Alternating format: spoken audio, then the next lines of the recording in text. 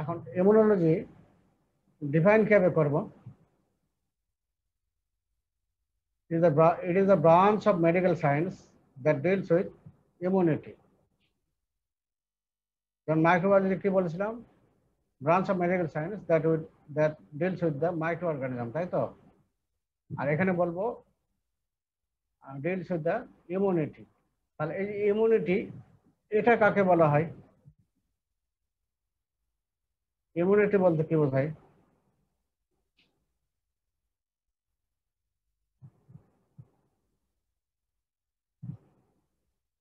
এটা দেখো,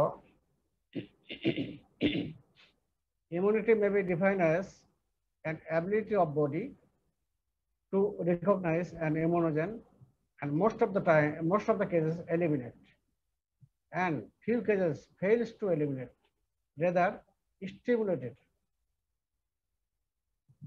Both of these two processes are either beneficial or harmful to the body. তাহলে হলো কি অ্যাবিলিটি অফ দ্য বডি, বডির ক্ষমতা, কি ক্ষমতা? To recognize an immunogen. Immunogen বা অ্যান্টিজেন একই জিনিসই।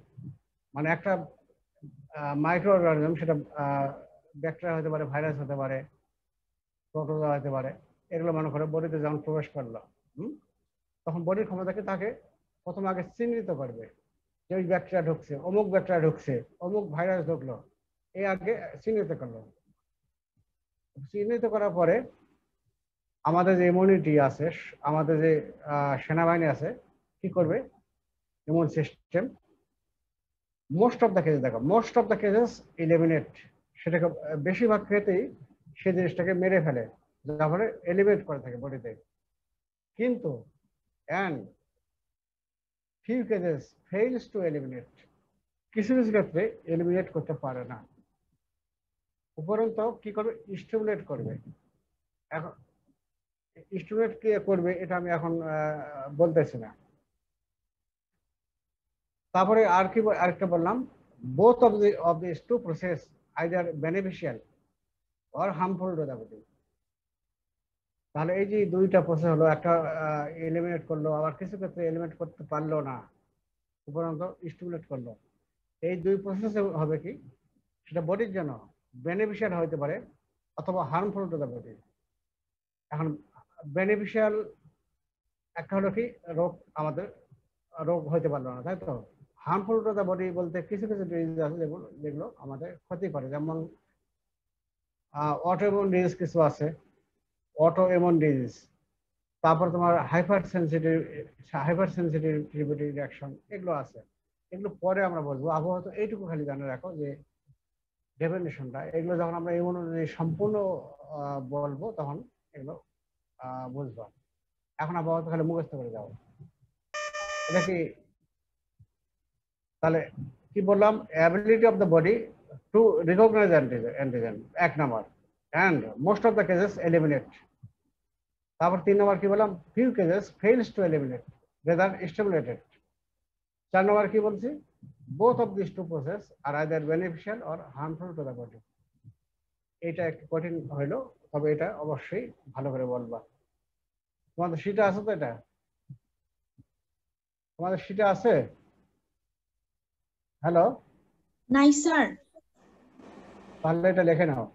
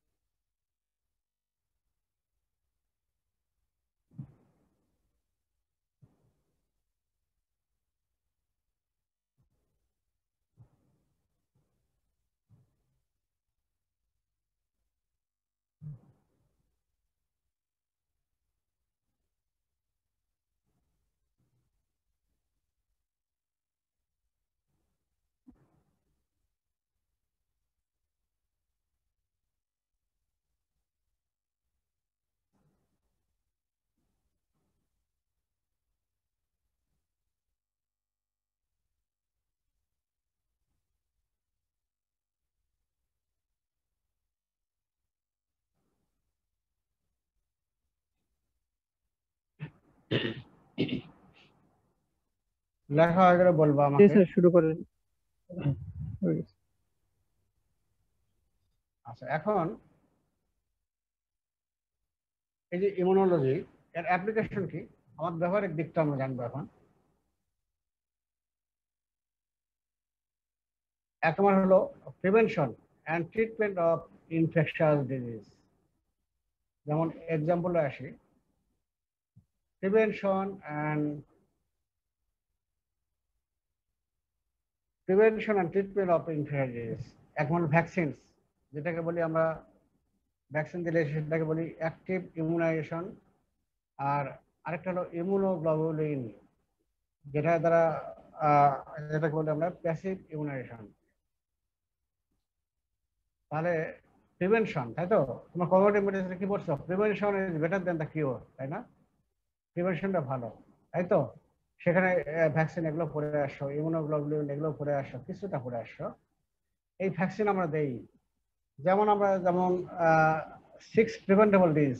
এখন অবশ্য আরো অনেক অনেক কয়টা ডিজ যুক্ত হয়েছে।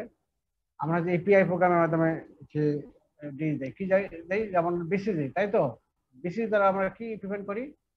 টিউবারকুলোসিস, তাই না? তারপরে ডিপিটি, ডিপিটি দ্বারা কি করি? ডিপথেরিয়া, পাটক, টিটানাস এগুলো প্রিভেন্ট করি। তারপরে কি করে?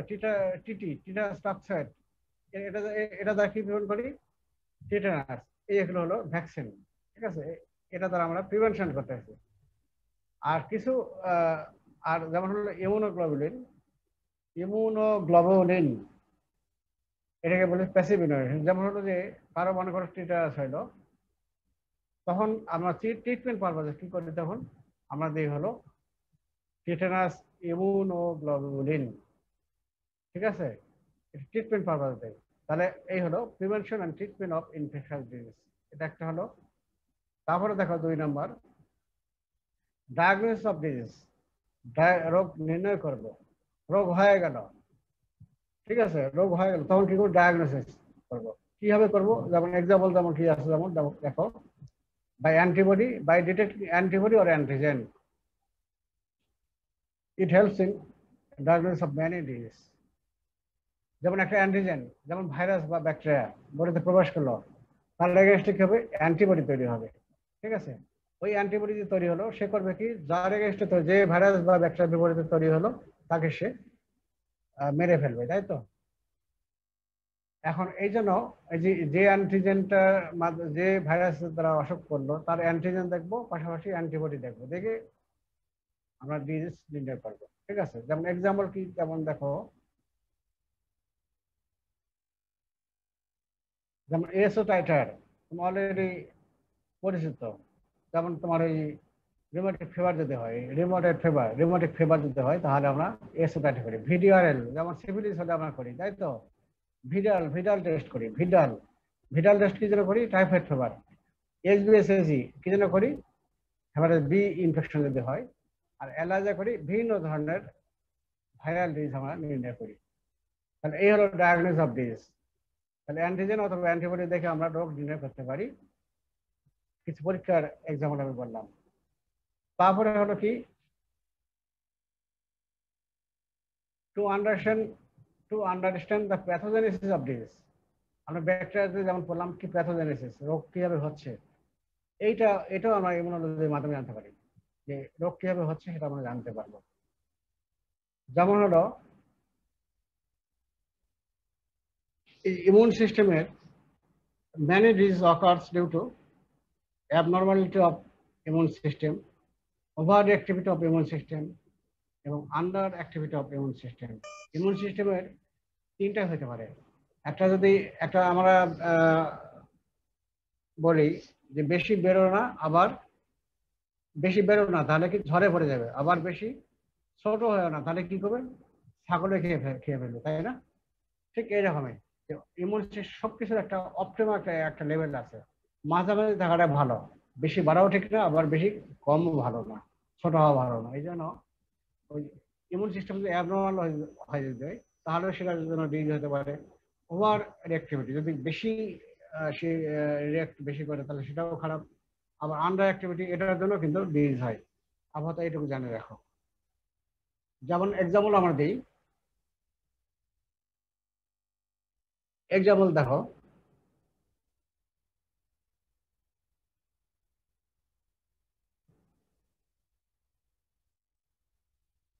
আচ্ছা এক্সাম্পল তাহলে কি হলো, একটা হলো রিউমেটিক ফিভার।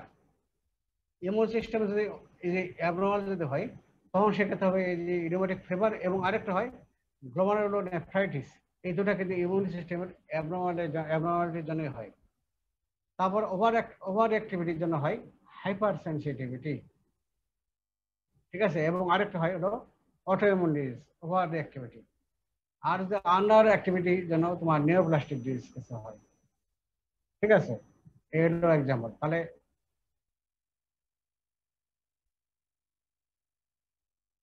আগেরটা গেল, আগের তিনটা গেল, তাই তো। একটা হলো যে টু ডায়াগনোজ দ্য ডিজিজ, তারপরে একটা প্রথম হলো যে prevention and treatment of disease, তারপরে ডায়াগনোজ অফ ডিজিজ, আরেকটা হলো কি ডিজিজ তোমার প্যাথোজেনেসিস ডায়াগনোজ করার জন্য। 4 নম্বর আসলো কি অর্গান ট্রান্সপ্লান্টেশন। যেমন আমরা দেই,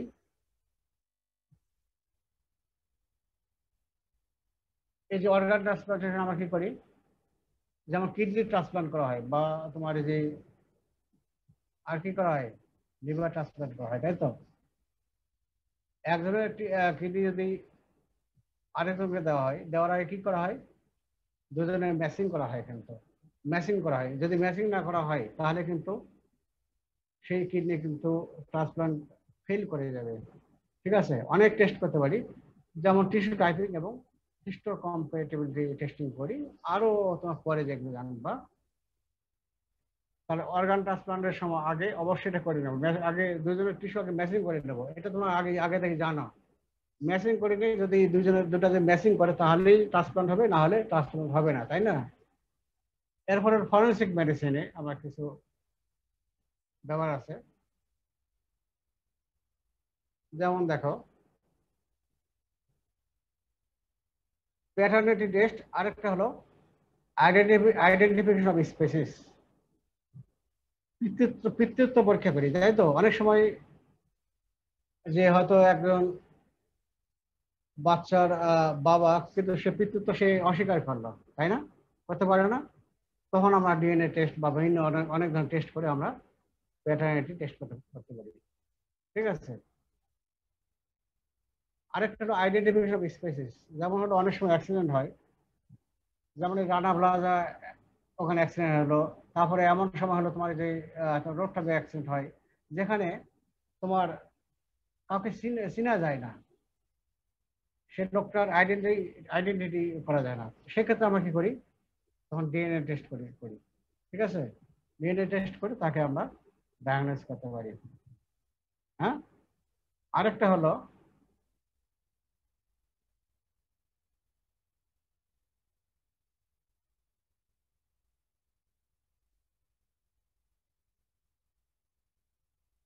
এখন এই ইমিউন সিস্টেমকে আমরা কম্পেয়ার করব, গোটা ইমিউন সিস্টেমকে কম্পেয়ার করব হলো সেনাবাহিনী, ঠিক আছে। সেনাবাহিনী যেমন কি করে, সেনাবাহিনী যখন সেনাবাহিনী সেনাবাহিনী যে কি সেনাবাহিনীর যে কাজ করে থাকে সৈন্য, তাই না, সোলজার। এই সোলজার এদেরকে আমি সৈন্য বলবো। এরা থাকে কোথায়, রিক্রুট হয় কোথায়, রিক্রুট হয় ব্যারাকে, তাই তো, এবং সেখানে ট্রেনিং প্রাপ্ত হয়, ঠিক আছে। তারপরে মানে থাকে কোথায়, ক্যান্টনমেন্টে থাকে। আচ্ছা, তারপর সেদিকে তাদেরকে সেখানে ট্রেনিং দেওয়া হয়। এরপরে তারা যখন রাস্তা দিয়ে হাঁটে, সেটাকে হাইওয়ে, তাই তো, হাইওয়েতে যায়। তারপরে ওদের অস্ত্র কি থাকে, হ্যাঁ, রাইফেল থাকে, অথবা কি স্টেন গান থাকে, আরো অনেক কিছু থাকে, তাই না। তারপরে তোমার কামান থাকে, অনেক কিছু থাকে। হম, তারপরে তারা যখন শত্রুপক্ষের সঙ্গে যুদ্ধ করে, সেটাকে কি বলবো আবার, ব্যাটল, যুদ্ধ, ঠিক আছে। তো এটাকে আমরা দেখো ইমিউন সিস্টেম, সেই সিস্টেমকে আমরা করি বডি, ইমিউন সিস্টেমকে আমরা বডিজ আর্ম ফোর্সেস, সেনাবাহিনীর সাথে তুলনা করি। এখন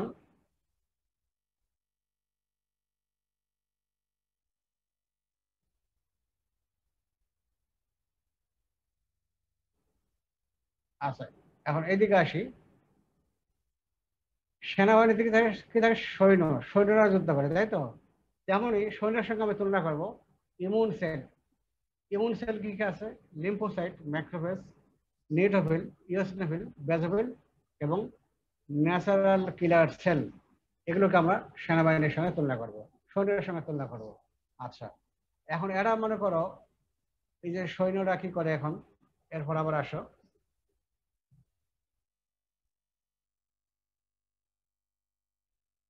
সেনাবাহিনী রিক্রুট করা হয় কোথায়, একাডেমি আছে সেখানে রিক্রুট করা হয়।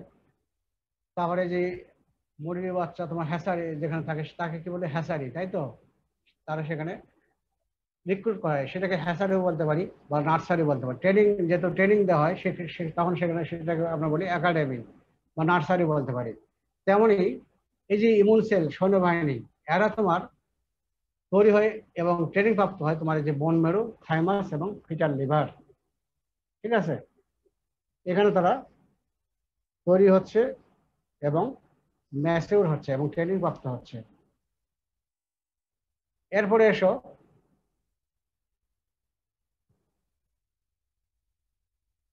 এই সেনাবাহিনী থাকে কোথায়? ব্যারাক, যেটা তোমার ক্যান্টনমেন্ট বলি বা সেন্ট্রি পোস্ট এখানে বলি। তেমনই এই যে ইমিউন সেলগুলো থাকে কোথায়? স্প্লিন, লিম্ফ নোড এবং লিম্ফোয়েড টিস্যু, এগুলো তো থাকে। আচ্ছা, এরপরে এসো, এই যে সেনাবাহিনী কি দিয়ে যায়? হাইওয়ে অথবা ট্রান্সপোর্ট রুটস থাকে। ঠিক আছে, তেমনই এই যে এই সৈন্য আমাদের যে ইমিউন সেল যেগুলো থাকলেও স্প্লিন, লিভার, লিম্ফ নোড এবং লিম্ফোয়েড টিস্যু থাকে। এবং এরা যায় কোন কোন দিকে? ব্লাড ভেসেল এবং লিম্ফ্যাটিক ট্রাক্ট, এগুলোতে তারা যাওয়া আসা করে। এরপরে দেখো, যুদ্ধটা গেল, যুদ্ধটা হয় কোথায়? যখন যুদ্ধ হয় সেখানে তাকে আমরা বলি ব্যাটেল স্টেশন, যুদ্ধক্ষেত্র। তেমনি এই যে আমাদের ইমিউন সেলগুলো চলে গেল, ব্লাড ভেসেল অথবা লিম্ফ্যাটিক ট্রাক্ট, যে যুদ্ধ হয় কোথায়?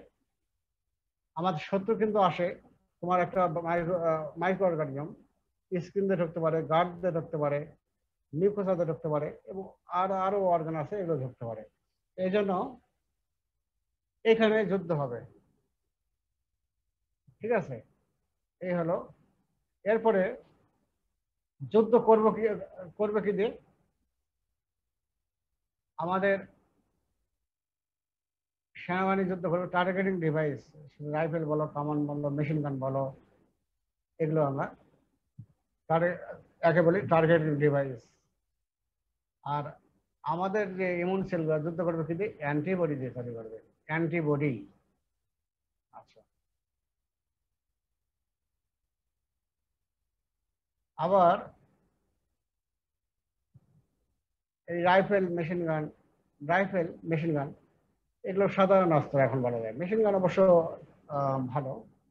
রাইফেল তো কি সাধারণই, তাই তো?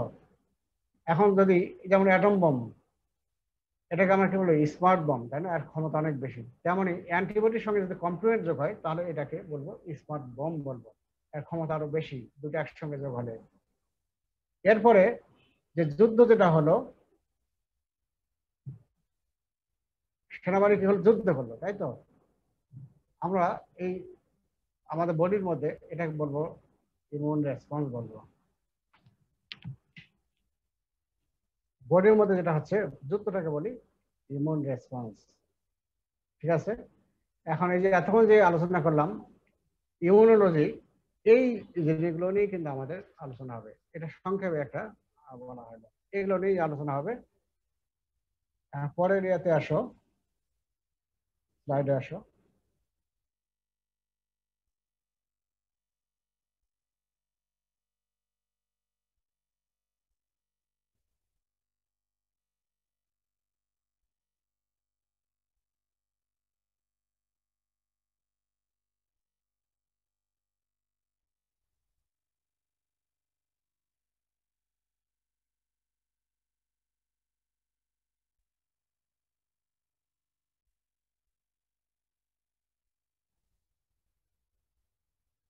এখন দেখা যাচ্ছে ইয়ে স্যার স্ক্রিন শেয়ার হয়নি এই যে হচ্ছে এখন কেবল। হয়েছে হ্যাঁ হ্যাঁ এখন স্যার এখন। জি স্যার, এখন যাচ্ছে দেখেন।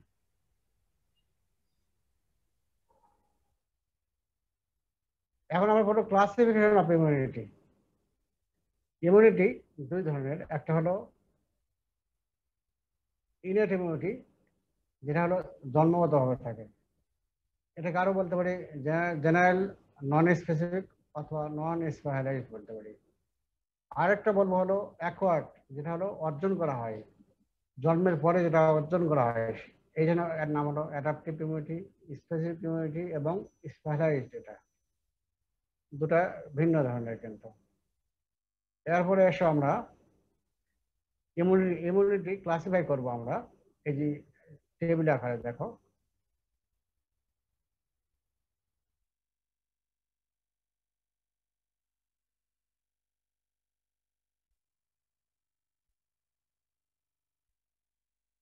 একটা হলো ইনেট ইমিউনিটি বা ইনবর্ন ইমিউনিটি, যেটা জন্মগত হবে, যেমন স্কিন, তারপরে এই যে গাট, স্প্লিন, এগুলো কি জন্মগতভাবে থাকে, তাই তো? এই জন্য বলা হয় ইনেট ইমিউনিটি, আরো পরে বলবো। আরেকটা হলো অ্যাকোয়ার্ড ইমিউনিটি বা অ্যাডাপটিভ ইমিউনিটি। এখন অ্যাকোয়ার্ড ইমিউনিটি বা অ্যাডাপটিভ ইমিউনিটি, এটাকে আবার ভাগ করব দুই ভাবে, একটা হলো অ্যাক্টিভ ইমিউনিটি আর একটা হলো প্যাসিভ ইমিউনিটি। অ্যাক্টিভ ইমিউনিটি এবং প্যাসিভ ইমিউনিটি। এখন অ্যাক্টিভ ইমিউনিটি এবং প্যাসিভ ইমিউনিটি এগুলোকে আবার দুই ভাগে ভাগ করব, একটা হলো ন্যাচারাল ইমিউনিটি এবং আর্টিফিশিয়াল ইমিউনিটি। তেমন এই প্যাসিভ ইমিউনিটি এটা হলো দুই ভাবে, ন্যাচারাল ইমিউনিটি এবং passive immunity. Artificial immunity, natural বা আর্টিফিশিয়াল ইমিউনিটি। আচ্ছা, এক্সাম্পল এখন দেই। Natural immunity, clinical or sub clinical infection. তাহলে active natural immunity, example active natural immunity এর example clinical or sub clinical infection. এই যে আমাদের কিছু কিছু ডিজিজ হয়, যেমন তোমার ওই যে মিজিলস, পোলিও, যদি একবার কারো হয় জীবনে কিন্তু কারো সেকেন্ড টাইম অসুখ হয় না। কিছু ভাইরাল ডিজিজ আছে, ঠিক আছে? যেমন এইটাই, এটাকে বলা হচ্ছে। অনেক সময় আবার কিছু কিছু ডিজিজ আছে কি সাইন সিমটম থাকে না, কিন্তু তার বিপরীতে অ্যান্টিবডি তৈরি হয়ে যায়, ওটাকে বলা হয় সাব ক্লিনিক্যাল ইনফেকশন। তাহলে এই যে, তাহলে এটাকে বলবো ক্লিনিক্যাল আর সাব ক্লিনিক্যাল ইনফেকশন, এটা পরে আবার আসতেছি। আপাতত এক্সাম্পল দেখো। তারপর হলো অ্যাক্টিভ আর্টিফিশিয়াল ইমিউনিটি, এর এক্সাম্পল কি ভ্যাকসিনেশন। যেমন তোমার এই যে ভ্যাকসিন দ্বারা আমরা রোগ প্রতিরোধ করি, তাই তো? অ্যাক্টিভ আর্টিফিশিয়াল ইমিউনিটি এর এক্সাম্পল হলো ভ্যাকসিনেশন। যেমন ভ্যাকসিন, ইউপিআইতে আমরা যে ভ্যাকসিনগুলো দিই, এগুলো ভ্যাকসিনেশন। প্যাসিভ ইমিউনিটির এক্সাম্পল হলো টাইপ কি ন্যাচারাল এবং আর্টিফিশিয়াল। প্যাসিভ ন্যাচারাল ইমিউনিটির এক্সাম্পল হলো ট্রান্সপ্লাসেন্টাল ট্রান্সফার অফ ইমিউনোগ্লোবুলিন জি। আরেকটা এক্সাম্পল হলো এই ব্রেস্ট মিল্কের মাধ্যমে যায়, কলস্ট্রাম যেটা, এর মাধ্যমে যায় আইজিএ, ইমিউনোগ্লোবুলিন এ। তাহলে এই দুটা। তারপর আরেকটা হলো যে প্যাসিভ আর্টিফিশিয়াল ইমিউনিটি, এর এক্সাম্পল হলো অ্যাডমিনিস্ট্রেশন অফ অ্যান্টিসেরা, যেমন হলো টিটানাস, ইমিউনোগ্লোবুলিন। তাহলে এই কয়টা, এটা আমরা ক্লাসিফিকেশন জানলাম, পরে আমরা ডিটেলস এগুলো আলোচনা করতে। তাহলে ইমিউনিটি প্রথম ভাগ করলাম হলো ইনেট ইমিউনিটি বা ইনবর্ন, আরেকটা ভাগ করলাম হলো অ্যাকোয়ার্ড ইমিউনিটি বা অ্যাডাপটিভ ইমিউনিটি। অ্যাকোয়ার্ড ইমিউনিটি ভাগ করলাম অ্যাক্টিভ ইমিউনিটি এবং প্যাসিভ ইমিউনিটি। দুটাকে এবার ভাগ করতেছি ন্যাচারাল ইমিউনিটি এবং আর্টিফিশিয়াল ইমিউনিটি। আর এক্সাম্পল দিলাম, এগুলো পরে আবার আসতেছে। এখন ইমিউনিটির এই ইনেট ইমিউনিটি আমরা বললাম, এটা ডিফাইন কিভাবে করব? আগেই বললাম ইনেট ইমিউনিটি মানে জন্মগতভাবে থাকে, ঠিক আছে? আর অ্যাকোয়ার্ড ইমিউনিটি যেটা হলো জন্মের পরে, যেমন ধরো কোনো ডিজিজ, যেমন ভাইরাস হতে পারে, ব্যাকটেরিয়া হতে পারে, প্রবেশ করলো, প্রবেশ করার পরে তারপর বিপরীত থেকে অ্যান্টিবডি তৈরি হবে, তাই তো? তাহলে এটাকে বলবো আমরা অ্যাকোয়ার্ড ইমিউনিটি। এটা কিন্তু অর্জন করলো এটা, হ্যাঁ, এটা কিন্তু জন্মগত ভাবে নাই কিন্তু। তাহলে এখানে দেখো ইনেট ইমিউনিটি কি? Innate immunity is that type of immunity which is present by birth, জন্মগতভাবে যেটা আছে, and not acquired after exposure to an antigen, and this is non-specific. যেমন স্কিনটা কি? স্কিন, তারপরে মিকাস মেমব্রেন, এগুলো কি জন্মগত কি গড গিফটেড না? এগুলো গড গিফটেড, এই জন্য বলা হচ্ছে ন্যাচারাল বা ইনেট ইমিউনিটি। এগুলো জন্মগতভাবে থাকে এবং not acquired after exposure to an antigen, and this is non specific. স্কিনটা যদি নন স্পেসিফিক কি জন্য বলা হচ্ছে, এটা অবশ্য পরে আবারও আসবো। স্কিন যেমন কাজ কি, ইনটেক্ট স্কিনের মাধ্যমে কিন্তু কোনো রোগ জীবাণু প্রবেশ করতে পারবে না। যেমন তোমার স্টেফিলোকক্কাস যদি ঢোকে, তাহলে কি করবে? সেখানে আছে কি, আমাদের স্কিনে আছে সেবাসিয়াস গ্ল্যান্ড, সোয়েট গ্ল্যান্ড আছে, এবং সোয়েট গ্ল্যান্ডের মধ্যে সিক্রেশন কি আছে? সেবাম থাকে। তো সেবাম, ওর মধ্যে আবার তোমার আছে ফ্যাটি অ্যাসিড। এই ফ্যাটি অ্যাসিড কি করবে? ওর হলো পিএইচ, অ্যাসিড পিএইচ, এই পিএইচটা তোমার ব্যাকটেরিয়াকে মেরে ফেলবে, তো সহজে ইনফেকশন হবে না কিন্তু। তো এই জন্য বলা হচ্ছে নন স্পেসিফিক। আর অ্যাকোয়ার্ড ইমিউনিটি কাকে বলবো? Acquired immunity is that type of immunity which develops after the exposure of an antigen and it is not present by birth. যেটা আমি অলরেডি বললাম, যে মিজিলস বা পোলিও কারো হইলো, পোলিও ভাইরাস একটা প্রবেশ করলো, তারপরে তাহলে পোলিওটা হলো অ্যান্টিজেন, তার বিপরীতে কি হবে? অ্যান্টিবডি তৈরি হবে, এবং কিছু হয় কি, মেমোরি সেল তৈরি হয়ে থাকে। মেমোরি সেল পরে আসতেছে, এখন বুঝবো না। এবং একবার হয়ে গেল, ভালো হয়ে গেল, পরে যদি ওই অর্গানিজম আবার যদি বডিতে প্রবেশ করে, তাহলে কি হবে? ওই যে মেমোরি সেল যেটা থাকে, অ্যান্টিবডি হলো কি, সঙ্গে সঙ্গে পোলিওর বিরুদ্ধে কাজ করবে, তাকে মেরে ফেললো। আবার যে মেমোরি সেল যে তৈরি হলো, সে কি করবে? ভবিষ্যতের জন্য সে থেকে গেল। যখনই ওই ভাইরাসটা আবার প্রবেশ করবে, তখন আবার ওই মেমোরি সেল থেকে আবার তোমার অ্যান্টিবডি তৈরি হবে, এবং অ্যান্টিবডি সেই অ্যান্টিজেনকে মেরে ফেলবে। ঠিক আছে? এই জন্য বলা আছে acquired immunity is that type of immunity which develops after exposure of an antigen and it is not present by birth. ঠিক আছে? একটা হলো জন্মগতভাবে থাকতেছে, আরেকটা হলো জন্মগতভাবে থাকতেছে না, সেটা অ্যাকোয়ার করা হচ্ছে। অ্যান্টিজেন প্রবেশ করলো, তার বিপরীতে অ্যান্টিবডি তৈরি হলো, এই জন্য তাকে বলা হচ্ছে অ্যাকোয়ার্ড, অর্জন করলো। এখন অ্যাকোয়ার্ড ইমিউনিটির অলরেডি আমরা জানছি যে এটা দুই ধরনের, একটা হলো অ্যাক্টিভ ইমিউনিটি আর একটা হলো প্যাসিভ ইমিউনিটি। এখন অ্যাক্টিভ ইমিউনিটি, এটার ডিফাইন করো। Active immunity is that type of immunity is that type of acquired immunity where body's immune system are actively participate. যেমন বলা হলো কি, যে আমাদের ইমিউন সেলগুলো দেখালাম না, ইমিউন সিস্টেমের যে সেলগুলো, যেমন নিউট্রোফিল, লিম্ফোসাইট, ম্যাক্রোফেজ, হ্যাঁ, লিম্ফোসাইটের মধ্যে অনেকগুলো ভাগ আছে। এগুলো কি সেল। এই সেলগুলো যখন অ্যাক্টিভলি পার্টিসিপেট করবে, তখন তাকে বলবো অ্যাক্টিভ ইমিউনিটি। এখন অ্যাক্টিভিটি পার্টিসিপেট কিভাবে করতেছে পরে আমরা আবারও জানবো, পরে বলবো এগুলো। তাহলে it is that type of acquired immunity where body's immune system are actively participate. যখন বডির ইমিউন সিস্টেমটা অ্যাক্টিভলি পার্টিসিপেট করতেছে, তখন তাকে বলতেছে অ্যাক্টিভ ইমিউনিটি। আর প্যাসিভ ইমিউনিটি কাকে বলবো? যখন বডির ইমিউন সিস্টেম অ্যাক্টিভলি পার্টিসিপেট করবে না, ওটা পরে, তখন আমরা বলবো প্যাসিভ ইমিউনিটি। এখন অ্যাক্টিভ ইমিউনিটি হলো দুই ধরনের, আগেই বলছি, একটা ন্যাচারাল ইমিউনিটি এবং আর্টিফিশিয়াল ইমিউনিটি। ন্যাচারাল ইমিউনিটির উদাহরণ কি দিলাম? Clinical or sub clinical infection. তাহলে এখানে আমরা দেখো active immunity which develops after clinical or subclinical infection is called active natural immunity. Example: measles, mumps, rubella, chickenpox, tetanus. যেমন মিজেলস যদি ভাইরাস যদি কারো ঢোকে, মাম্পস ভাইরাস যদি কারো ঢোকে, ভিতরে ঢোকে, বা রুবেলা ভাইরাস যদি প্রবেশ করে, তাহলে কি হবে? তার বিপরীতে অ্যান্টিবডি তৈরি হবে। ঠিক আছে? ইনফেকশন হওয়ার পরে তোমার অ্যান্টিবডি তৈরি হলো।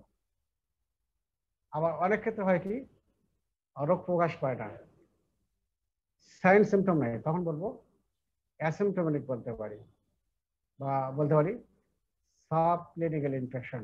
এই জন্য ন্যাচারাল ইমিউনিটি কাকে বলা হচ্ছে? যে active immunity which develops after clinical or subclinical infection is called active nasal immunity. এবং এগুলো আমরা কিন্তু এক্সাম্পল অনেক ধরি কিন্তু পরীক্ষায় রিটেন ভাইবা সবগুলোর জন্যই প্রয়োজন। আর আর্টিফিশিয়াল ইমিউনিটি কাকে বলবো? The immunity which develops after vaccination such as DPT, tetanus toxoid. এই যে ভ্যাকসিন আমরা দেই, কি জন্য দেই? রোগ প্রিভেন্ট করার জন্য, তাই তো? যেমন এই যে টিটি দেই, টিটানাস টক্সাইড দেই, এটা একটা ভ্যাকসিন। ভ্যাকসিন দেওয়ার পরে কি হয়? টিটাস বিপরীতে অ্যান্টিবডি তৈরি হয়ে থাকে। প্রথম মেমোরি সেল তৈরি হবে, তারপরে অ্যান্টিবডি তৈরি হবে, যার ফলে ওই অ্যান্টিবডি ওই অর্গানিজম ওই ডিজিজ আর হবেই না। এটাকে বলা হচ্ছে আর্টিফিশিয়াল, তাই তো? ভ্যাকসিন তো আর শরীরের ভিতরে ইয়ে হয় না। ভ্যাকসিন আমরা কি আর্টিফিশিয়াল তৈরি করি না? আর্টিফিশিয়াল তৈরি করে তারপরে আমরা দিচ্ছি, ঠিক আছে? এই জন্য বলা হচ্ছে আর্টিফিশিয়াল ইমিউনিটি। তারপরে আরেকটা কি হলো? Passive immunity. তাহলে এখানে দেখো, প্যাসিভ ইমিউনিটি দেখো, it is that type of immunity where the preformed antibody is introduced into a host to produce a specific immunity. এখানে হলো অপোজিট। এখানে হলো body's immune system not activity per se. এখানে কি করা হচ্ছে? আগে থেকে আমরা কিছু অ্যান্টিবডি তৈরি করে থাকি ল্যাবরেটরিতে, এগুলো আমরা দিয়ে থাকি, ঠিক আছে? যেমন তোমার হলো কারো মনে করো টিটানাস হলো, টিটানাস হলে কি হবে? তখন তো তার চিকিৎসা প্রয়োজন, তাকে ভালো করতে হবে, তাই তো? এই জন্য আমরা করে কি টিটানাস ইমিউনোগ্লোবিন, টিআইজি যেটা আমরা বলি, টিটানাস ইমিউনোগ্লোবিন দেওয়া হয়। এটা দেওয়া হয় ট্রিটমেন্ট করার জন্য। তাহলে এই যে, তাহলে এটাকে বলা হচ্ছে তোমার অ্যাক্টিভ প্যাসিভ আর্টিফিশিয়াল ইমিউনিটি। আচ্ছা, আমরা এক্সাম্পলে যাই। ন্যাচারাল ইমিউনিটি কাকে বলা হচ্ছে? যেমন হলো অ্যান্টিবডি, যেমন IgG from mother to mother passes to the fetus through placental circulation. একটা বাচ্চা যখন ইউটেরাসে থাকে তখন অ্যান্টিবডি 5 ধরনের, তার মধ্যে শুধু একটা অ্যান্টিবডি তোমার প্লাসেন্টা ক্রস করে, শুধু হলো আইজিজি, ইমিউনোগ্লোবুলিন জি। এটা তোমার প্লাসেন্টা ক্রস করে। প্লাসেন্টা ক্রস করে কি করবে? ওই যে বাচ্চাকে রক্ষা করতে হবে, বাচ্চা যাতে অসুখ না হয়, এই আইজিজি তাকে প্রোটেকশন দেয়, ঠিক আছে? এটা কিন্তু এই যে আইজিজি, এটা কিন্তু ন্যাচারালি তৈরি হচ্ছে কিন্তু মার শরীরে, তাই তো? আমরা কিন্তু নিজেরা তৈরি করতেছি না, এই মার শরীরে কিন্তু তৈরি হয়। এটা কিন্তু মা থাকে তার ফিটাসে যাচ্ছে, এই জন্য বলা হচ্ছে ন্যাচারাল ইমিউনিটি। তারপরে যে IGA is secreted in breast milk. IGA এটাও কিন্তু ন্যাচারালি তৈরি হয় মার শরীরে, ন্যাচারালি তৈরি হয় ব্রেস্ট মিল্কের মাধ্যমে বাচ্চা পাচ্ছে। যেমন কলস্ট্রাম কি জন্য? আগে তো খাওয়ানো হতো না, তাই না? এখন কিন্তু খাওয়ানো হয়। কি জন্য খাওয়ানো হয়? এই বাচ্চাকে প্রোটেকশন দেওয়ার জন্য, ঠিক আছে? এবং যতদিন ব্রেস্ট মিল্ক করবে এই যে আইজিএ তাকে প্রোটেকশন দেবে। তাহলে এগুলো কিন্তু আমরা তৈরি করতেছি না, এই জন্য মনে হচ্ছে ন্যাচারাল। স্যার, আইজিজিটা বাচ্চাকে কতদিন প্রোটেকশন দিবে? আইজি তোমার এটা বেশি দিন দেবে না, এটা তোমার হলো যে যতদিন বাচ্চা শরীরে থাকবে তারপরে। এবং আইজিএ এটাও তোমার যে আইজিএ যদি ব্রেস্ট মিল্কের মাধ্যমে যাবে তখন ততদিন দেবে আর কি, বেশি দিন দেবে না এগুলো। এবং আইজিজি এর হাফ লাইফ 6 মাস পর্যন্ত দিতে পারে, বাচ্চা ডেলিভারি হওয়ার পর 6 মাস পর্যন্ত দিতে পারে, এর বেশি না। হলো মাত্র 23 দিন হাফ লাইফ। এটা পরে তোমরা জানবো আইজি এর হাফ লাইফ কত, তখন এগুলো জিনিসটা ভালো বুঝবা। আবার তো জানে রাখো এটা, মানে কিছু কিছু জিনিস আছে যে আগে থেকে বললে তোমার কিছু বুঝবা না, আবার তো শুধু খালি মুখস্থ করে যাও, আর যতটুকু বুঝতে পারো বোঝো। আর আর্টিফিশিয়াল ইমিউনিটি কি? আগে বললাম যে here preformed antibodies transfer to host from another human or animal where they offer a specific immunity. যেমন এটিএস দেওয়া হয়, এটিএস এখন আর দেওয়া হয় না, এখন দেওয়া হয় টিটাস ইমিউনোগ্লোবুলিন দেওয়া হয়। যেমন এক ধরনের তোমার টিটাস হইলো, তার চিকিৎসা কিন্তু প্রয়োজন, না হলে সে মারা যাবে। এই জন্য টিআইজ দিলে সে প্রথমা যদি দেওয়া হয় তাহলে সে মারা যাবে। তো এই যে টিআইজি এটাকে আমরা কি করি? ল্যাবরেটরিতে আমরা তৈরি করি, আগে থেকে তৈরি করা থাকে। তৈরি করা থাকে, এই জন্য আমরা প্রিফর্ম অ্যান্টিবডি আগে থেকে তৈরি করা থাকে, ওটা আমরা মানে রোগীকে দিচ্ছি, এই জন্য বলা হচ্ছে আর্টিফিশিয়াল ইমিউনিটি। তাহলে আগেটা বললাম ন্যাচারাল ইমিউনিটি, যাচ্ছে কথা আইজিজি, এটা প্লাসেন্টা থেকে, প্লাসেন্টা ক্রস করে মা থেকে বাচ্চা শরীরে যাচ্ছে, আর আইজিএ ব্রেস্ট মিল্কের মাধ্যমে যাচ্ছে। এগুলো ন্যাচারালি তৈরি হয়ে যায়। আর আর্টিফিশিয়াল কি আমরা নিজেরাই তৈরি করি, মানুষ তৈরি করে সেটা ট্রিটমেন্ট পারপাসে আমরা দিচ্ছি। এগুলো আর্টিফিশিয়াল ইমিউনিটি। এরপরে এসো এখন ইনএট ইমিউনিটি। এখন এসো ইনএট ইমিউনিটি। ইনএট ইমিউনিটির ক্যারেক্টার কি? এগুলো দেখো, ওই যে ডেফিনেশন যে পড়লাম, ডেফিনেশন থেকে অনেক পাবা তোমরা। প্রেজেন্ট ফ্রম বার্থ, অথবা আরো একটা বলতে পারি inbound resistance of the body. Skin mucus membrane বা আমাদের বডির যে স্ট্রাকচার গুলো, এগুলো কি গড গিফটেড, তাই তো? আল্লাহ, ভগবান বলো বা ঈশ্বর বলো, উনিই দিয়েছেন, তাই না? এই জন্য বলা হচ্ছে প্রেজেন্ট ফ্রম বার্থ, অথবা বলতে পারি inbound resistance of the body, এবং আমাদের প্রোটেক্ট দিচ্ছে স্কিন। তারপরে হলো first line and second line defence. যেমন স্কিন, মিকাস মেমব্রেন, এগুলো কিন্তু ফার্স্ট লাইন ডিফেন্স দিচ্ছে। ঠিক আছে, বডি যখন ওই যে, যেমন ধরো স্কিন, বডিতে ইনটেক্ট স্কিনের মাধ্যমে কিন্তু সহজে প্রবেশ করতে পারে না। আবার যদি প্রবেশ করে, যেমন স্কিন দিয়ে একটা ডিমান্ড প্রবেশ করলো, তাহলে আমি আগে কি বললাম যে সেখানে কি করতেছে, যে আমাদের সেবাসেস গ্ল্যান্ড আছে, সোয়েট গ্ল্যান্ড আছে, সেখান থেকে সিক্রেশন হবে কি, সেবাম সিক্রেশন হবে। এই সেবামের মধ্যে থাকে ফ্যাটি অ্যাসিড, ল্যাকটিক অ্যাসিড থাকে। এগুলো পিএইচ হলো অ্যাসিডিক পেস, এগুলো তখন কি করবে, একটাকে মারি ফেলবে, তাই তো? এই জন্য ওকে বলা হচ্ছে ফার্স্ট লাইন ডিফেন্স। আর সেকেন্ড লাইন ডিফেন্স হলো কি, আর ফার্স্ট লাইন ডিফেন্স আরো বলতে পারি, যেমন যে স্টমাকে থাকে হাইড্রোক্লোরিক অ্যাসিড, মুখ দিয়ে খাইলাম, তাহলে ওই হাইড্রোক্লোরিক অ্যাসিড তাকে মেরে ফেলবে। এগুলো হলো ফার্স্ট লাইন ডিফেন্স। আর সেকেন্ড লাইন ডিফেন্স কাকে বলবো? প্রথম যখন ফার্স্ট লাইন ডিফেন্স যখন ফেল হলো, তারপরে বডিতে প্রবেশ করলো ভিতরে, তখন আসবে কি আমাদের সেনাবাহিনী আসবে, কিছু সেনাবাহিনী সেল আসবে, বেশ করে আসবে। এই ফ্যাগোসাইটিক সেল গুলো আসবে, যেমন নিউট্রোফিল এবং হলো ম্যাক্রোফেজ, এরা চলে আসবে। এরা এসে তখন প্রোটেকশন দেবে। ঠিক আছে, আবার কিছু কমপ্লিমেন্ট ইন্টারফেরন, এরাও, এদেরকে বলবো সেকেন্ড লাইন ডিফেন্স। আচ্ছা, এরপরে এসো non specific to particular antigen. Non specific to particular antigen, non specific কি জন্য বলা হলো? স্কিন, স্কিন কিন্তু তোমার কোনো স্পেসিফিক অ্যান্টিজেনের, স্পেসিফিক ব্যাকটেরিয়া বা ভাইরাসের বিরুদ্ধে কাজ করবে না। এটা সব ব্যাকটেরিয়া ভাইরাসের বিপরীতেই কাজ করবে। এই জন্য বলা হচ্ছে নট স্পেসিফিক। ঠিক আছে, সব ধরনের অ্যান্টিজেনের বিপরীতেই কাজ করবে। এবং এই জন্য আরেকটা বলা হচ্ছে ব্রড স্পেকট্রাম রেসপন্স, আর ব্রড স্পেকট্রাম একই কারণে। এবং ইমিডিয়েট অ্যাকশন, তৎক্ষণাৎ, যেমন আপনার স্কিনে প্রবেশ করলো বা তোমার জিআই ট্র্যাক্টে প্রবেশ করলো, এই যে স্কিন কাজ করতে দেরি করবে নাকি, সঙ্গে সঙ্গে কাজ করবে। তারপরে আমাদের কি বলে যে, এই যে তোমার ইয়ে আছে, কি বলে যে স্টমাকে গেল, সেখানে কি কি করবে, অ্যাসিড আছে, সঙ্গে সঙ্গে কিন্তু ব্যাকটেরিয়া মেরে ফেলবে, তাই তো? দেরি করবে না। তারপরে এটা টাইমটা হলো ইমিডিয়েট অ্যাকশন। তাহলে এই ক্যারেক্টার গুলো। আরেকটা হলো নো মেমোরি, মেমোরি সেল তৈরি হবে না। এখন মেমোরি সেল কি জিনিসটা আমরা যখন অ্যাকোয়ার্ড ইমিউনিটি পড়বো তখন আমরা জানবো নো মেমোরি সেল।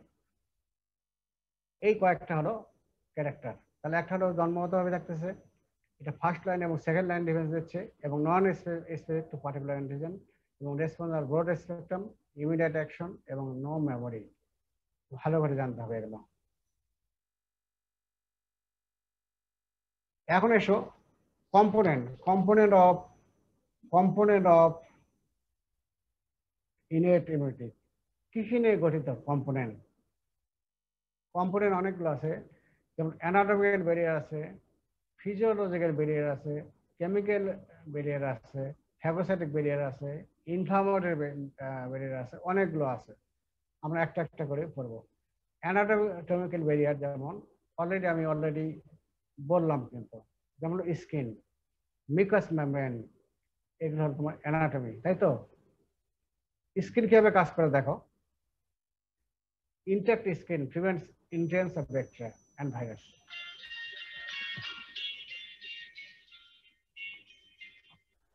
Hello. হ্যাঁ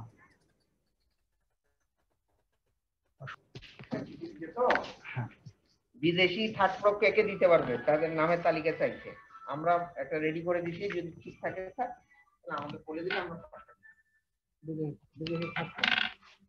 হ্যালো, হ্যাঁ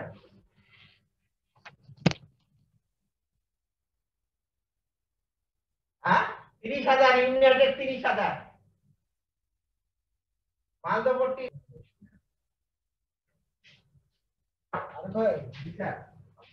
মনে আছে আমার, সব মনে আছে, এবং কঠোর ভাবে এটা ব্যবস্থা হচ্ছে, আমি নিশ্চিন্তে থাকি একদম।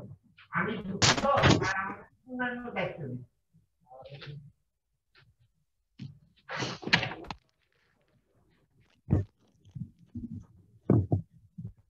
অলরেডি একটা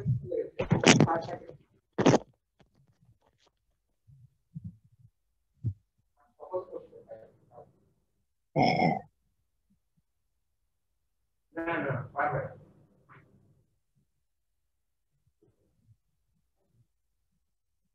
অনেক অনেক মানুষের ক্ষতি হবে।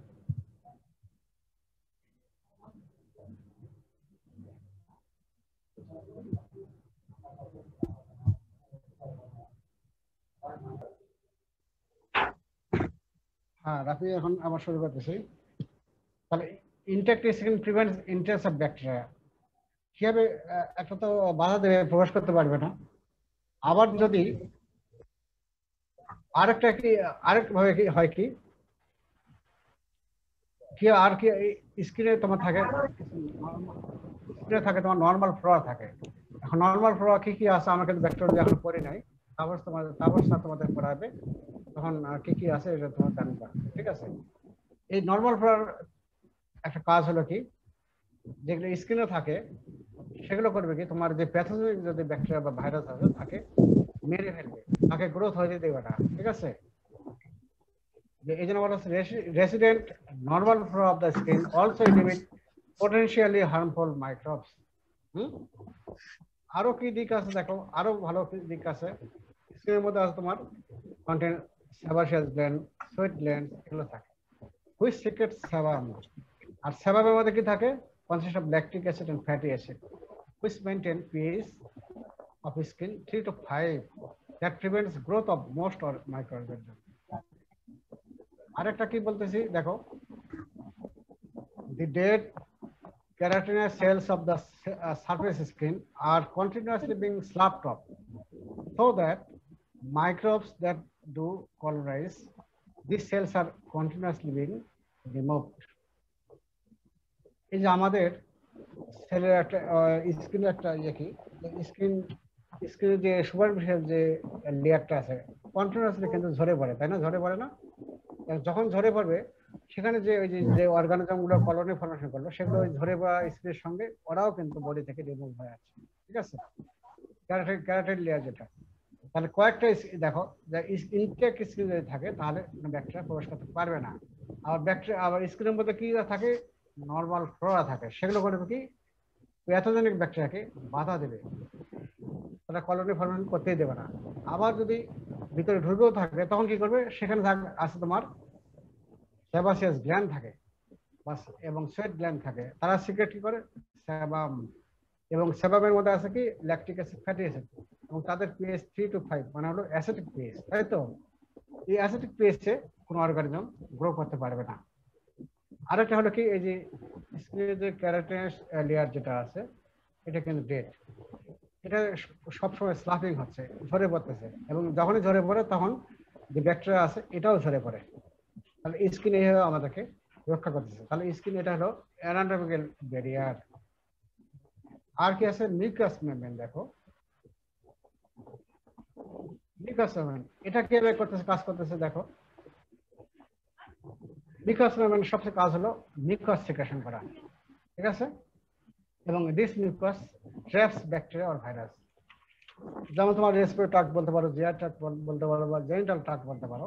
এগুলোতে কি, এগুলো যে মিউকোজা আছে, মিউকোজা কি করে মিউকাস সিক্রেশন করবে, এবং মিউকাসের কাজ হলো ব্যাকটেরিয়া বা ভাইরাস যদি প্রবেশ করে সঙ্গে সঙ্গে তাকে ট্র্যাপিং করবে, তাকে আটকে ফেলবে।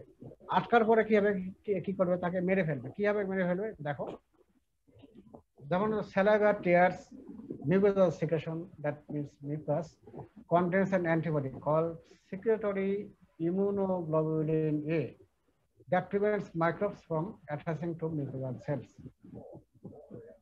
আমরা যখন IgA পড়বো তখন জানবো যে লোকাল ইমিউনিটি কে দেয়। লোকাল ইমিউনিটি দেয় হলো তোমার এই যে ইমিউনোগ্লোবুলিন এ, যেমন রেসপিরেটরি ট্রাক্ট, জিআই ট্রাক্ট, এগুলো তো তোমার মিউকাসের মধ্যে থাকে, তোমার অ্যান্টিবডি একটা থাকে, সেটা হলো IgA থাকে। এই IgA করবে এবং স্যালাইভা টিয়ার্স এর মধ্যে তোমার থাকে IgA। এগুলো করবে কি, কোনো ব্যাকটেরিয়া বা ভাইরাস যদি প্রবেশ করে তাহলে তাকে মেরে ফেলবে। ঠিক আছে। আর কিভাবে কাজ করে, মিউকাসেও তোমার এই যে কিছু নর্মাল ফ্লোরা থাকে, সেগুলো তোমার প্যাথোজেনিক অর্গানিজমকে মেরে ফেলবে। তাহলে নর্মাল ফ্লোরা তো স্কিনও থাকে, মিউকোজাও থাকে। তাহলে একটা হলো যে প্রথম মিউকাস কিভাবে কাজ করতেছে, একটা হলো সে মিউকাস সিক্রেশন করবে, যেটা ব্যাকটেরিয়া বা ভাইরাসকে সে ট্র্যাপিং করবে, আটকে ফেলবে।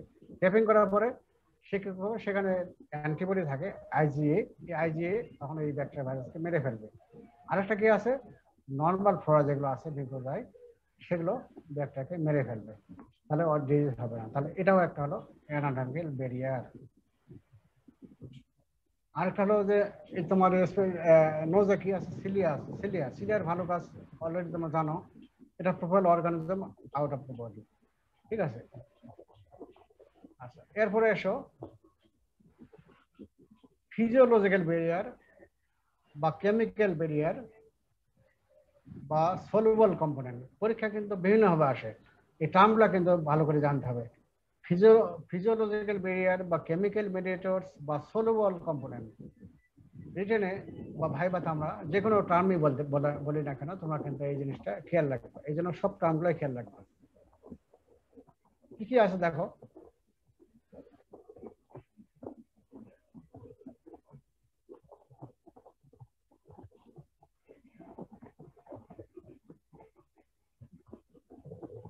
যেমন অ্যাসিডিটি, এই stomach acid of stomach and female genital tract, fatty acid in skin, retards or inhibit বা কিল ব্যাকটেরিয়া বা ভাইরাস, এই জন্য বলা হচ্ছে কি মাইক্রোবস। যেমন এই তোমার স্টমাকে যদি কোনো অর্গানিজম যায়, হাইড্রোক্লোরিক অ্যাসিড সঙ্গে সঙ্গে মেরে ফেলবে। জেনিটাল ট্রাক্টও তার পিএইচ হলো কিন্তু অ্যাসিডিক, তারাও সেখানেও কিন্তু মারা যায়। স্কিনে ফ্যাটি অ্যাসিড থাকে, এরাও কিন্তু ব্যাকটেরিয়াকে মেরে ফেলতেছে। এটা বলা হচ্ছে অ্যাসিডিটি। তারপর হলো তোমার কি লাইসোজাইম থাকে কোথায়? It is a hydrolytic enzyme found in tears, saliva and other secretion. এরাও কিন্তু থাকে তোমার এই যে টিয়ার। ঠিক আছে, টিয়ার ভালো কি কেউ বেশি খাতে, তাই না? টিয়ার, স্যালাইভা, হ্যাঁ, এবং আদার সিক্রেশন, এগুলোর মধ্যে লাইসোজাইম থাকে। এগুলো কাজ করবে কোথায়? ব্যাকটেরিয়ার সেল ওয়ালে কোন জায়গায় কাজ করে? পেপটাইড ও গ্লাইকেনে কাজ করে, তারপরে ব্যাকটেরিয়া মারা যাবে। ঠিক আছে। আর কি আছে ন্যাচারাল কিছু জিনিস, ইন্টারফেরন এবং কমপ্লিমেন্ট, এগুলো কিন্তু ন্যাচারালি কিন্তু ইন্টারফেরন থাকে। ইন্টারফেরনের কাজ হলো ইনহিবিট ভাইরাল রেপ্লিকেশন, সহজে ভাইরাল ডিজিজ হতে পারে না ডিউ টু ইন্টারফেরন। আরেকটা হলো কমপ্লিমেন্ট, এটাও কিন্তু একজন প্রোটিন এবং আমাদের বডিতে থাকে, ব্লাডে থাকে, এবং এগুলো কিন্তু থাকে হলো ইনঅ্যাক্টিভ স্টেজে। যখন একটা ব্যাকটেরিয়া বা ভাইরাস বডিতে প্রবেশ করলো, তখন এগুলো অ্যাক্টিভেশন হবে কমপ্লিমেন্ট, এবং অনেক প্রোডাক্ট তৈরি হয়। তার মধ্যে complement 3B, C3B, membrane attack complex, আরো অনেক কিছু তৈরি হয়। আপাতত এইটুকু জানে রাখো। এই কমপ্লিমেন্ট 3B এটা হলো তোমার অপশনাল হিসেবে কাজ করে। এগুলো প্রিভেন্ট করে ফ্যাগোসাইটোসিস। এই যে আমি সেদিন বলেছিলাম কি, একটা ভাইরাস বা ব্যাকটেরিয়া যখন প্রবেশ করে, ফ্যাগোসাইটিক সেল তাকে প্রথম কি করে, ডাইরেক্টলি তাকে ইনভলভ করতে পারে না। কি করে? অ্যান্টিবডি এবং কমপ্লিমেন্ট 3B তাকে আগে কোটিং করবে, তাকে আগে জড়িয়ে ফেলবে, তারপরে ফ্যাগোসাইটিক সেলটা কি করবে, তাকে ইনভলভ করবে, তাই তো? এই জন্য বলা হচ্ছে complement 3B is an optional, it prevent phagocytosis. তারপরে আরেকটা হলো মেমব্রেন অ্যাটাক কমপ্লেক্স। হ্যাঁ ঈশ্বর, হ্যাঁ ভালো আছেন তো? হ্যাঁ হ্যাঁ ক্লাস নিচ্ছে।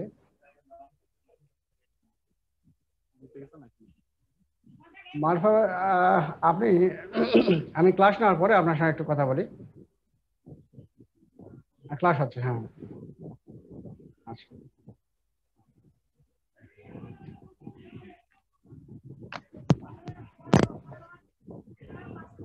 আচ্ছা, মেমব্রেন একটা কমপ্লেক্স কিছু তৈরি হয়।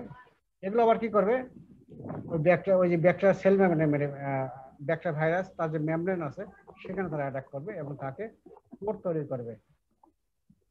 এগুলো হলো তোমার হলো ফিজিওলজিক্যাল ব্যারিয়ার বা কেমিক্যাল মিডিয়েটরস বা সলুবল কম্পোনেন্ট। আরেকটা কি আছে, ফ্যাগোসাইটিক ব্যারিয়ার, ফ্যাগোসাইটিক ব্যারিয়ার বা সেলুলার কম্পোনেন্ট। দুইভাবে পরীক্ষা আসে। কি কি আছে ফ্যাগোসাইটিক সেল? নিউট্রোফিল আছে, ম্যাক্রোফেজ এবং ডেনড্রাইটিক সেল আছে। আর একটা হলো ন্যাচারাল কিলার সেলস, এনকে সেলস। এই তিনটা আছে। নিউট্রোফিল কি করবে? Ingest and destroy microbes. প্রথম গিলে খাবে, তারপর তাকে মেরে ফেলবে। ম্যাক্রোফেজ ডেনড্রাইটিক সেল এটাও কি করবে? ইনজেস্ট করবে, তাকে টেক আপ করবে, তারপর ডেস্ট্রয় করবে এবং present antigen to helper T cell. এটা পরে বুঝবো, এটা আপাতত এইটুকু জেনে রাখো। ন্যাচারাল কিলার সেল এটাও ডাইরেক্টলি ব্যাকটেরিয়া বা ভাইরাসকে মেরে ফেলবে। আচ্ছা, এই হলো ফ্যাগোসাইটিক সেল, এগুলো এই তিনটা। এরপরে এসছো ইনফ্লামেটরি ইনফ্লামেশন। ইনফ্লামেশনের এই যখন ফুলে যায়, যখন আমাদের সোয়েলিং হয়, তার ভালো দিকে হয়, তাই তো? এই প্যাথোলজিতে পড়ছো, রেডনেস হলে কি রুবোর, তাই না? এরকম কিছু টার্ম পাইছো না তোমরা, 5টা টার্ম। সেই ইনফ্লামেশন এটা একটা জিনিস। এখানে কি ইনফ্লামেশন যখন হয়, যখন একটা মনে করো টিস্যু ড্যামেজ হলো বা ইনফেকশন হলো, তখন কি হবে? ইনফ্লামেশন হবে। এবং ইনফ্লামেশনের ভালো দেখতে হলো সেখানে হইলে তোমার এই ভাস্কুলার যে ভেসেল যেগুলো আছে এগুলোর পারমিবিলিটি বেড়ে যাবে। পারমিবিলিটি বেড়ে এবং বেড়ে গেলে কি হবে? ভেসেল থেকে তোমার ফ্লুইড লিকেজ হবে এবং ওই ফ্লুইডের সঙ্গে কিছু সেরাম প্রোটিন যাবে এবং কিছু হলো ফ্যাগোসাইটিক সেল, সেগুলো ব্লাড ভেসেল থেকে বের হয়ে যায়, ইনফেক্টেড এরিয়াতে চলে যাবে, গিয়ে তাকে ব্যাকটেরিয়া বা ভাইরাসকে মেরে ফেলবে। এটাই হলো ভালো দিক। তাহলে tissue damage and infection induce leakage of vascular fluid which containing serum protein with antibacterial activity and influx of phagocytic cells into affected area. এই হলো তোমার। আজকে এ পর্যন্ত থাক নাকি? তাহলে তোমরা আচ্ছা, যদিও ক্লাস শেষ করলাম, এখন শোনো, তোমাদের পরীক্ষা, তোমাদের রিটেন পরীক্ষা কবে? ডেট হয়ে গেছে? না স্যার, ডেট ওইভাবে না, এমনি বলছে যে ডিসেম্বরের 3rd উইক এরকম হতে পারে। আচ্ছা, এখনো মনে করো দেরি আছে, তাই তো? এখন একটা জিনিস মনে রাখো, আমি আনঅফিসিয়ালি কথা বলতেছি, কোট করবে না। এখন ধরো যে তোমাদের পরীক্ষা এখনো দেরি আছে, এখন সেকেন্ড গ্রুপ তোমাদের কিন্তু অনেক 2টা সাবজেক্ট আছে, খুব ছোট ছোট সাবজেক্ট, কমিউনিটি মেডিসিন এবং হলো ফরেনসিক মেডিসিন। তো এখানে কিন্তু তোমাদের খুব একটা বেশি পড়তে হবে না, হয় না কিন্তু। কিন্তু থার্ড ফেজে যখন চলে আসবা, তখন কিন্তু 3টা ভাইটাল সাবজেক্ট পাচ্ছ এবং 3টাই কিন্তু তার মধ্যে সবচেয়ে মাইক্রোবায়োলজি সবচেয়ে বড় সাবজেক্ট। ঠিক আছে? মাইক্রোবায়োলজিতে আমার কমপক্ষে ক্লাস লাগবে 100টা। এখন এই ক্লাসগুলো মনে করো তোমাদের এই সময় যদি আগে যদি কিছুটা আমরা না থাকি, তাহলে কিন্তু পরে তোমরা কিন্তু বিপদে পড়বা। এবং এর মধ্যে আগে বলে রাখি, যেমন রাজশাহী মেডিকেলে এবং রংপুর মেডিকেলে এবং বিভিন্ন জায়গায় হয় কি, যখন তোমরা সেকেন্ড ফেজে থাকো, ওই যখন তোমরা 3rd ইয়ারে ওঠো, তখন থেকে ক্লাস শুরু হয়ে যায়। আর আমাদের এখানে কিন্তু আমরা ক্লাস আগে শুরু করি না। অবশ্য ওই যে আগে শুরু করে ক্লাস ভালো দিক আছে, খারাপ দিকও আছে। তখন ওই যে আমি অন্য জায়গায় শুনছি যে আগে ক্লাস শুরু করলে তখন কিন্তু ওই যে ক্লাস কেউ মনোযোগ দিয়ে ক্লাস করে না, তখন তারা ওই যে তোমার কমিউনিটি মেডিসিন এবং ফরেনসিক মেডিসিন ওই দুটা নেই তো বেশি পড়ে, তখন তোমার মাইক্রোবায়োলজি খুব একটা ভালো করে পড়তে চায় না। তো এই কারণে কিন্তু দিনাজপুরে এই যে এমআরপি মেডিকেল কলেজ, এখানে কিন্তু আমরা কিন্তু 3rd ইয়ারের ক্লাস নেই না। এদিক দিয়ে ওদের সে তোমরা কিন্তু পিছিয়ে আসো। এখন তোমরা মনে করো পরীক্ষা তোমাদের এখন কবে হবে জানি না। তোমাদের তো অ্যাকচুয়াল দেওয়ার কথা কি আগামী মে টার্মে, তাই তো? মে টার্ম না তোমরা? এখন মে টার্মে যদি বসতে চাও, যদি এখন এটা হলো সিদ্ধান্ত দিবে তোমার রাজশাহী মেডিকেল ইউনিভার্সিটি বা রাজশাহী ইউনিভার্সিটি সিদ্ধান্ত দেবে। এখন ওরা কবে পরীক্ষা নেবে? সাপোজ যদি মনে করো তোমাদের মে টার্মে পরীক্ষা হয়, তখন সত্য তোমাদের একটা থাকবে, তোমাদের ক্লাস হলো কিনা, আইটেম শেষ হলো কিনা, টার্ম ফাইনাল হলো কিনা, ক্লাসে উপস্থিতি কত, এগুলো সব তোমাদের এখানে দেখবে। কিন্তু তখন কিন্তু তোমাদের পরীক্ষা বাই চান্স যদি মেয়েতে হয়, তখন তোমার কিন্তু পরীক্ষা দিতে পারবে না। জিনিসটা খেয়াল রাখো। যা বলে তোমরা এখন একটু কষ্ট করো, এখনো তোমাদের ডেট হয়নি, হোক ডেট, এখন তোমরা একটু এগিয়ে থাকো, ক্লাস করতে থাকো, ঠিক আছে? যা বলে তোমাদের ভালোর জন্য বলি যে তোমরা, আমি জোর করে ক্লাস করাবো না, কিন্তু আমি বলবো যে তোমরা ক্লাস করতে থাকো তোমরা। আর ইমিউনোলজি কিন্তু এমন একটা জিনিস, এটা কিন্তু অঙ্কের মতো। তোমার কেউ যদি মনে করো একটা ক্লাস মিস দাও, দিয়ে পরের ক্লাসে যাও, তাহলে কিন্তু সেই ক্লাসটা বুঝবে না, একটার সঙ্গে একটা আরেকটা এত ওতপ্রোত ভাবে জড়িত, ঠিক আছে? পরের ক্লাস কিচ্ছুতেই বুঝবে না। এটা একবারে ম্যাথমেটিক্স, অঙ্কের মতো। বুঝলে খুব সহজ, আবার না বুঝলে কিন্তু খুব কঠিন। এবং আশা করি আমি যে পড়াবো, আমার সঙ্গে তোমরা একটু একটু পড়বা, দেখবা যে তোমরা যে ইমিউনোলজি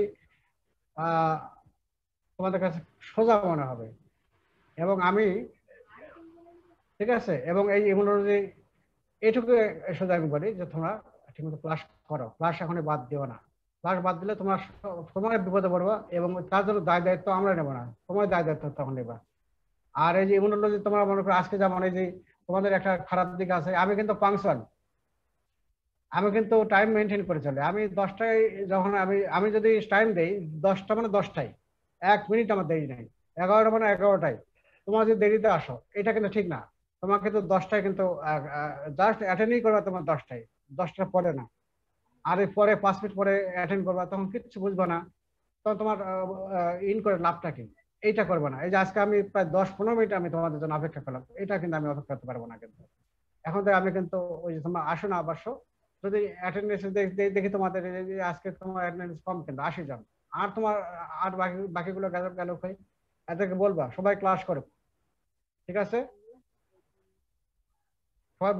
সবাই আমার মেসেজটা পাইলো তো?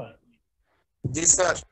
জি স্যার। তারপরে সেই এই মাঝে তোমাদের ভালোর জন্য আমি বলতেছি যে এই জিনিসটা তোমার ক্লাস করতে থাকো, স্যার ক্লাস করো। ক্লাস তারপরে করতে আমাদের সমস্যা নাই, কিন্তু স্যার ক্লাসে একটু কমাইলে ভালো হতো। মানে এর মাঝে মাঝে আমরা আমাদের পড়াগুলো স্যার একটু পড়তে হইতো। আমাদের আর বেশি সময় নেই, মাত্র 2 মাস মতো। আর যতদূর শোনা যাচ্ছে স্যার ডিসেম্বরের 20 তারিখে পরীক্ষা হবে। এখনো দেরি আছে, তোমরা এক কাজ করতে পারো, সেটা যেমন ফার্মাকোলজি তোমাদের অনেক দূরে এগিয়ে আছে না, সেটা হয়তো একটু তোমরা বলতে পারো যে স্যারকে একটু রিকোয়েস্ট করতে স্যার পারো, সব সাবজেক্টে আমরা চাচ্ছিলাম সপ্তাহে যদি 3টা করে ক্লাস হইতো, তাও আমরা কিছুটা পড়তে পারতাম। না আমার পরিবার শোনো, তোমাদের যখন পরীক্ষা ডেট হবে না, তখন অলরেডি তোমাদের সব ক্লাসই তোমাদের অফ হয়ে যাবে, বুঝছো না? তখন 3টা ক্লাস করে তখন তোমাদের লাভ হবে না। তখন কিন্তু ক্লাস একদম বাদ দেবো।